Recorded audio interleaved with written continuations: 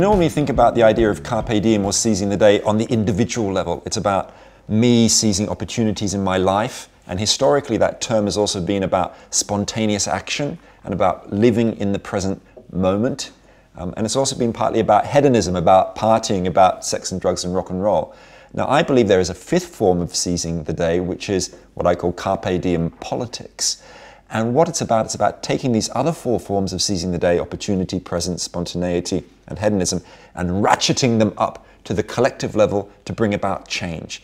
Look through history, some of the world's most powerful social movements have had carpe diem politics at their heart. Think of the protests that helped bring down the Berlin Wall in 1989. There were people seizing opportunity on a mass scale.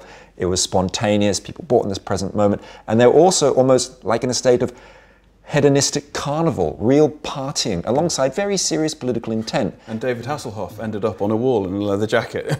That's the ultimate in hedonistic revelry in a way. And I think that political movements find it very difficult to sustain themselves unless they have all these different elements in them.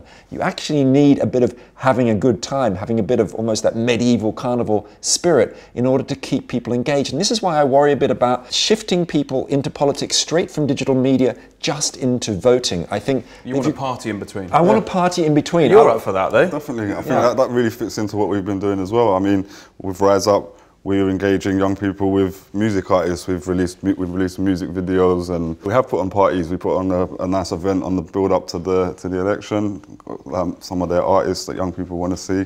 You've got to take your fun seriously. You've got to take your partying very seriously. Yeah. Just before the Berlin Wall came down, there were mass rock concerts for tens of thousands of people in Berlin, in Leipzig, in other cities.